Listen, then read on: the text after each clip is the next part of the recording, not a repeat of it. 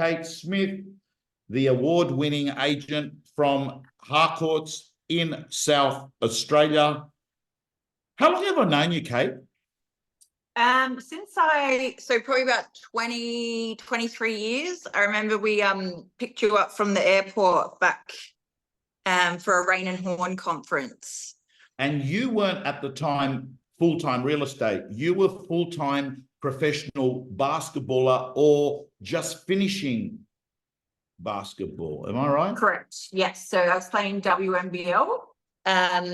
So had just started in an administration role within the office. So that allowed me to still, train 2-3 times a day. And then from there, I kind of lost the love for basketball and started the love for real estate. So I've got to say something, Kate, before we move on. I was in New Zealand last week and I ran into a professional sportsman who was at one of the seminars I spoke at.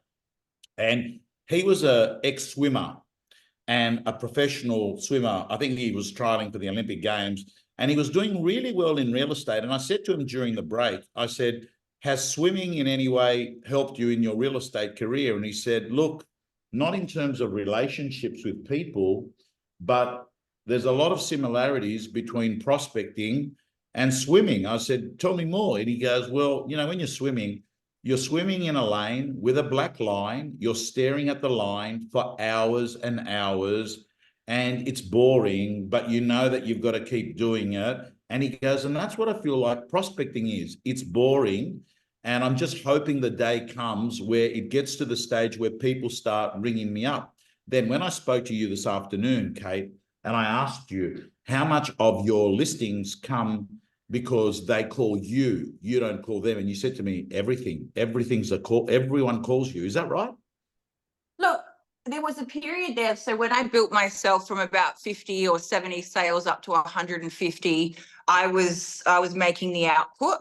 Because of how my days are situated now and being a business owner as well, I don't get to do the volume of output that you really need to be doing to build to that level. So at this point, it's probably just maintaining. And a lot of that is done through, automation within the office, retaining those relationships and those touch points with past clients. So it's taken the effort and the work, but we're probably at a point now where we are an attraction agency within our area.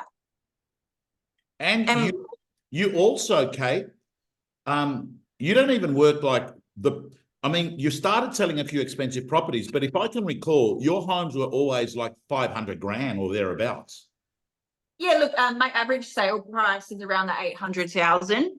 There's been a few recently where we're starting to enter into that kind of 2.5-3 million plus. The other week we sold highest auction record result in West Lakes for over 4 million. So I feel like it's great to be diverse across all price points, and that's something that in my area, we'd be selling a property maybe 350,000 all the way up to 4.5 million. So you need to be able to relate to all different seller and buyer groups.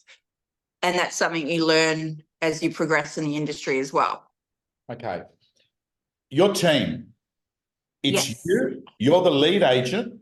Who else works with you in your team? So within my immediate EBU, there's me. I'm assisted by 2 co-agents. And then we have an EA that oversees all the calendar and administration of those listings. External from my EBU, we have a client liaison officer or person within the office that's responsible for booking all the appraisals and running that program or that system as well. So that is something she does for the entire office, not just myself. Okay. And you also have a videographer on board now. We do. And Sean's in the room with me right now. so he's a full-time video editor, and yes, being Tech Tuesday, and we're going to talk about tech because, by the way, Susan, can you please in the chat box and also on social media, Susan, put down the link, because this is brought to you, of course, by my partner, Realtair, who is also providing services to Kate. You use Realtair. We're going to talk about that in a moment, Kate. Yep. But your videographer, what kind of video content is he shooting for you at the moment? So look, the best type, which is immediate. So as we know within the industry, we all want what we want and we want it very quickly. So Sean is a full-time employee in the office every day. He'll come to any major auctions or most of our auctions, and also come out on the weekends and just film content at all our open and auctions.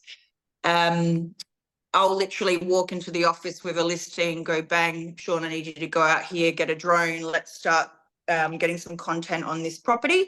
And that allows us to send it out immediately to the database and start that pre-process very promptly. So it's a very effective tool. Recently, we've had some really impressive property that the drone content and the video that we're able to create, I feel makes a very big difference between the marketing that we can supply to our clients as well. So a lot of drone content. I'm based on the coast. So hang on. Do you want to put that on? Sorry, Yeah. Tom. Yeah, you're right. So you're based on the coast. Go on. You were saying you're based on... So a lot of our properties are lifestyle. It's about selling a lifestyle and portraying that to buyers.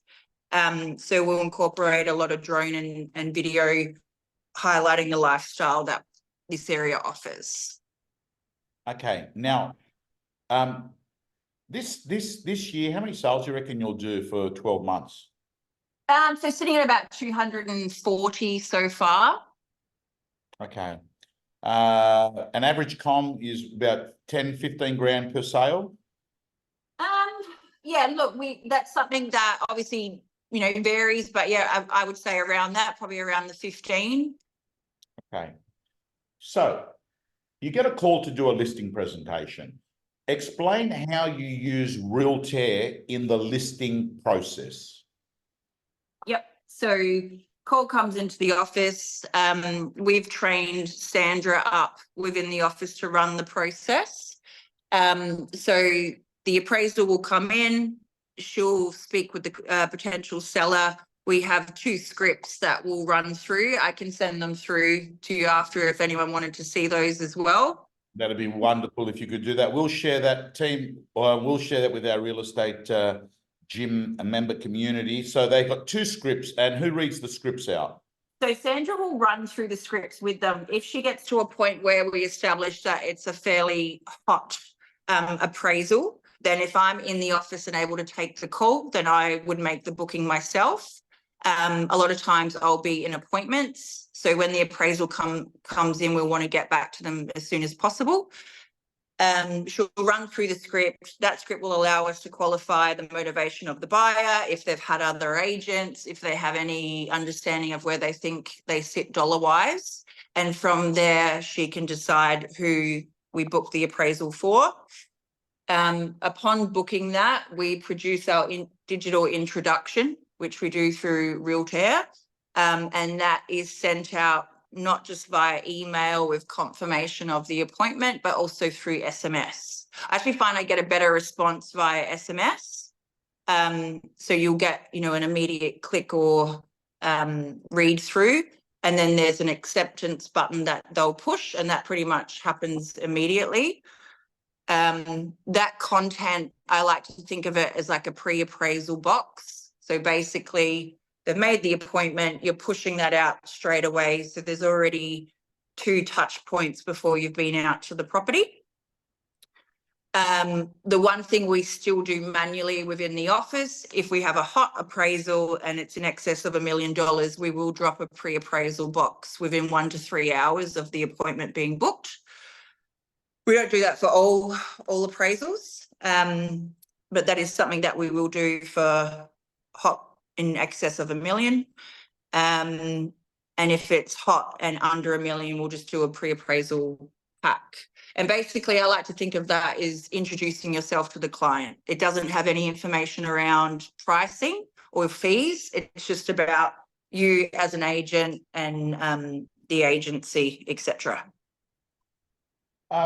So essentially you use Realtair as a pre-list kit. You use Realtair as after you've gone to the listing, and you use Realtair to your database. Yep. So as much automation as you can. Obviously, you know, from what I understand, we're probably saving anywhere from like 11 to 15 hours a week through the automation process. We'll go out, do the appraisal. The agent will bring back appraisal sheets. Basically, we just put it on.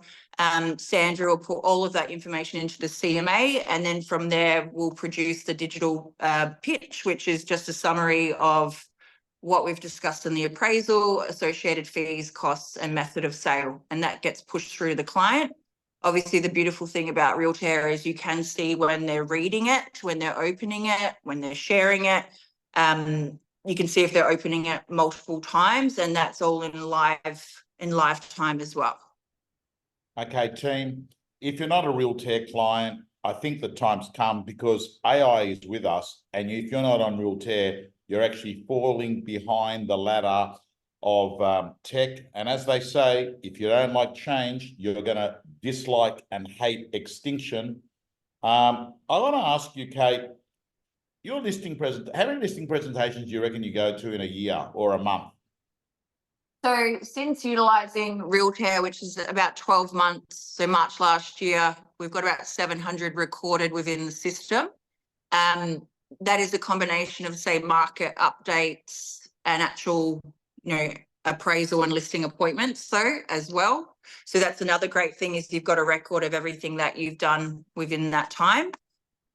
The other great thing, which again, you know, as much automation as possible, but you can set up the quarterly market reports.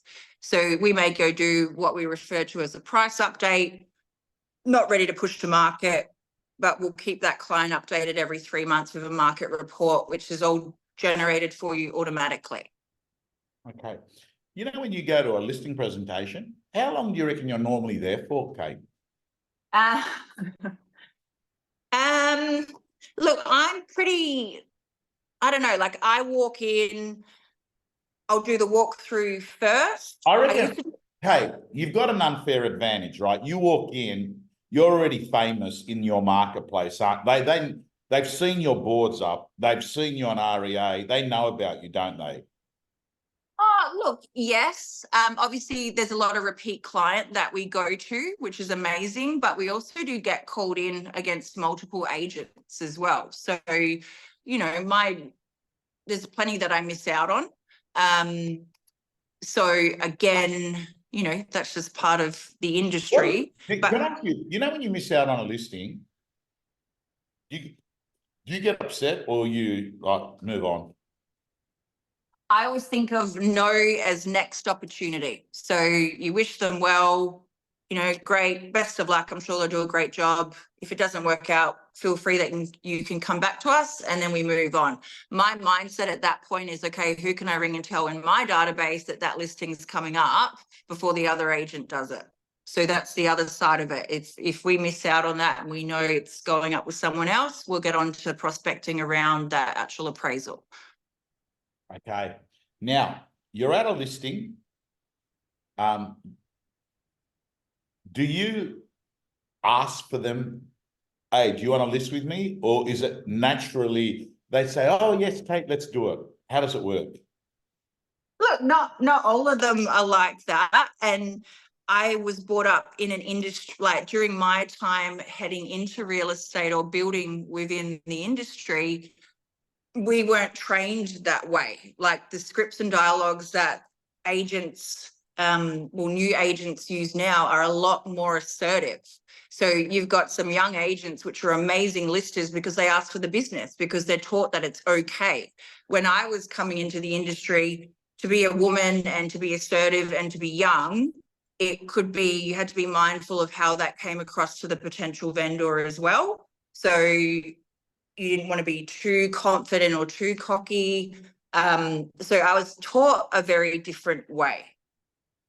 And then when I got to a point within my career where I became assertive and just started asking for the business. So It makes a big difference learning how to close properly or being confident enough knowing that you are giving them a service. And that's the other thing that shifted for me, is that I know my knowledge within my area is exceptional. And I know that the prices we get are better than anyone else in the area. And when you know that internally, you know that you are helping the client. It's the right thing for them in selling the property. Okay, so Kate, I want to stop on that point because I've got to tell you, everyone, that is profound what Kate has said. She's more or less saying, I don't feel guilty or nervous about asking for the business because I think that I am going to get them a better result. And for that reason, it's in their best interest, because if they don't list with me, they might go with someone who will get them a substandard result. So in many ways, part of the reason that you do it is you're actually helping them. They're better off using you. But you are right.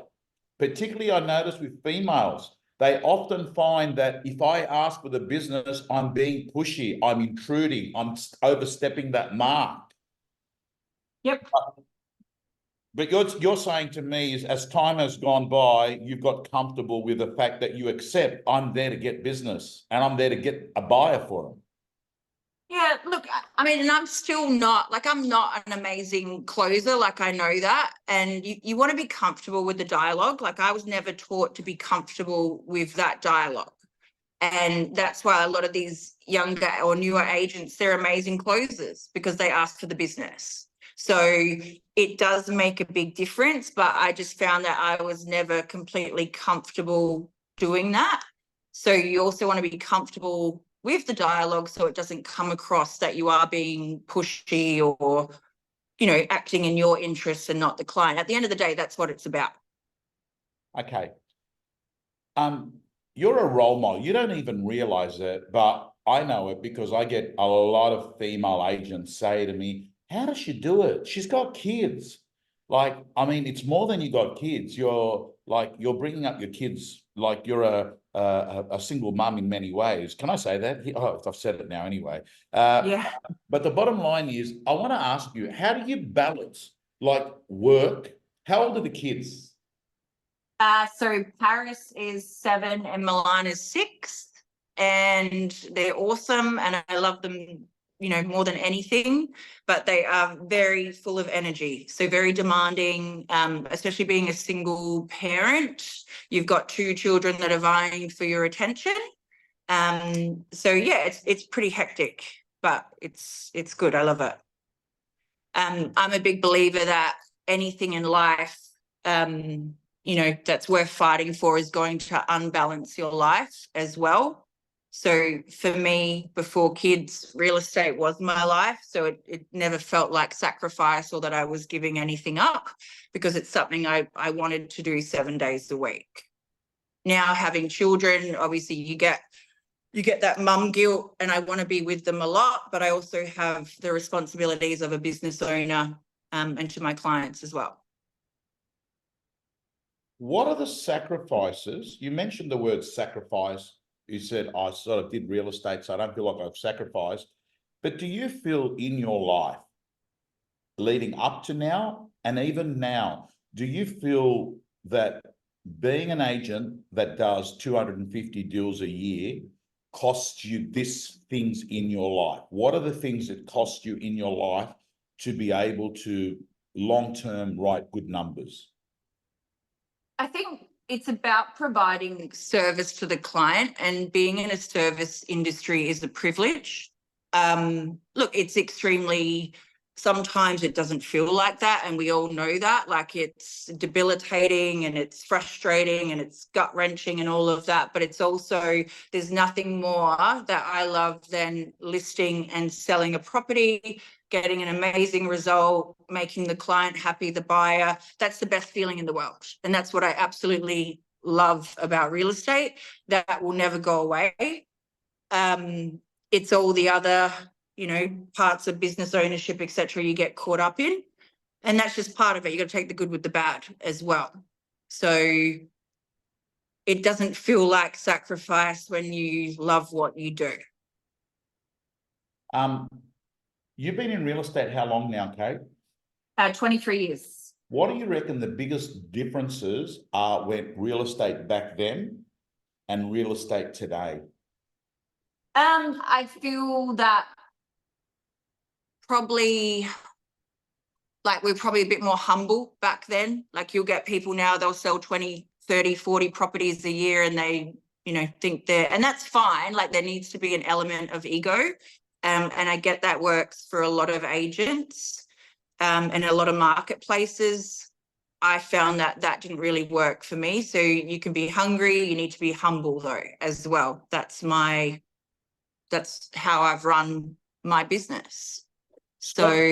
Yeah, okay. Scott Gemmell, gym member, has asked, Kate, I relate to you feeling on close. Can I ask if it changes for you as soon as you feel the energy of the presentation is looking like they are comfortable and understanding of your recommendations? So do you feel like, when they start, that it's hard to explain. It's like the wind, you can't see it, but there's this energy where it feels like, yeah, we're going to go with you. Do you feel like it gets easier to close? Look, I think you need to get better at understanding what a client's objections are. Once you get an understanding of why they may not want to close or sign on the spot, then you can address that in a way that is non-confrontational. So you do get to read people, it's like any craft that you do, you get to read and understand people. You'll meet certain personalities that you've never met before that still surprise you after 20 years. But, being able to read people and make sure that they feel comfortable. And then if they say, look, we're not ready to sign today, and then you can try and enter into the objection without doing it in a aggressive or pushy way. All right. Kate, absolutely. By the way, real estate gym members, just go into the real estate gym. I've interviewed Kate many times. She's spoken at conferences, not just in Adelaide, where you spoke at the Advertiser, but you've also spoke at ARIC. That was about 3 years ago. That was a blast for you, wasn't it? Yeah, it was awesome. I remember going there in 2014, Tom, and saying, one day I want to be on that stage. So that's the amazing thing about real estate is if you write it down and say, this is what I want to achieve from it, no one can stop you. In professional sport, if you are not the coach's favorite or you twist your ankle or whatever happens, they can control your destiny. But in real estate, it's up to you. That is so true. And I tell a lot of female agents, one of the big advantages of our industry is, yes, I do agree. In many organizations, there is a ceiling and your life is dependent on your boss. And if you don't, participate in all the stuff your boss wants, right, your life is impacted, your income and your happiness. But in real estate, your group certificate each year is totally dependent on the value that you bring to your core community. How many people you served and how many problems you solved to people in real estate in your market. And it doesn't matter if you're a girl or you're a guy, if you're young or if you're old, if you're born here or if you're born in India, it makes no difference. Basically, it says we will reward the person that provides the best level of service to the most amount of people with the most amount of money. And Kate, you've been doing it so well. Alex has just asked, Kate, are most of your campaigns auction oriented or private treaty? I love auction, and I actually feel that a majority of the times, probably 95 or 99% of the time, auction will achieve the best result. The interesting thing in our market, I'm not sure how everyone else is finding it, but I've had about 3 or 4 finance fall through in the last 2 months, which in 20 years, it was pretty rare. So that's even more of a reason, I think, to push to auction at the moment. But also it's the only way you can confidently say to your client, I know that I've ticked every box. We're in a compression environment. We know that this is the best possible result for the current market. Okay, beautiful team. By the way, you know that in the chat box, if you go there and click on the link, realtair.com/au resources/Tom Panos prospecting -rocket fuel. Listen, it's long. Don't type it out. Just click on the link. You get all these resources that will help you list and sell more real estate for free. Okay. Now, Kate, I want to thank you. You obviously, for you to come on here today, you're a fan of Realtair. It works for you and your business. Is that right? Yeah, I think as much automation, like you said something the other day, Tom, which was recency beats loyalty. Yeah. Yes. So for me, I have so many clients and it keeps me up at night that I do not talk to, and I know I should be talking to them. But if you have that automation happening for you, it's just something that you know in the background, it's constantly grinding away. So nothing beats a phone call, but that is an amazing, amazing product. So phone call is highest. It's the Yep. highest. And after that, you've got all these layers going on. Price update, Realtair, text message, email going there. So you've got all these things going, but at the end of the day, it's not going to become a listing till you have that final conversation, which gets you into the door. Geez, you get into a lot of doors. I just can't get over in the last 12 months. You must be going, based on those numbers, man, you must be going, Kate, to it must be 20 to 30 appraisals a week, eh? Yep. Yeah, so 20 is probably around the mark. We're not doing the 30 anymore. Obviously, I think everyone was for a while there. It was pretty hectic. But around the 20 would be right. All righty. Kate Smith, I don't think that there is a female agent in Australia that does the volume that you do, and there is definitely not an agent that's done the volume that you've done on a consistent basis. It's now been, I think you've roughly been at this level for a decade now, haven't you? Yeah. Yep. Thereabouts. All righty. Kate Smith, Attraction Agent 5.0. Good to see you. And you're looking good, Kate, as well. And congratulations. I think you've shown people it's not easy, but it's worth it. And you've got a 6 and a 4-year-old that don't sound like they sleep 12 hours straight each a night. And you get to, like I was the same, my kids, they were very alert, very active, right? And there's positives and negatives to it. The negatives is that it doesn't stop. They've just rocked up at the office too, I think. So I can Are they there now? Yeah. So have you learned to integrate work, life, kids all in one? Oh, look, I've got an amazing team that obviously, like being the business owner, I can bring them to the office. So they've just finished school, they'll come to the office. But they're great kids, and that's another thing, that teaching them so they get to see their mum working, and I like to think that that's going to pass life skills on to them as well. So I actually find being a mum tougher than doing real estate. So okay. Kate, stay well. Enjoy your break at Easter. Spend it with your family, and thank you so much. And Realtair, again, continues to be, look, they're picking up a lot of people that are coming from other non-Realtair products because it is seamless. It's one ecosystem. It works. It's robust. And the best agents in Australia are using it. Kate Smith, thank you so much. To all our viewers, I want to thank you so much and enjoy your break. Thanks, Tom. Thank you.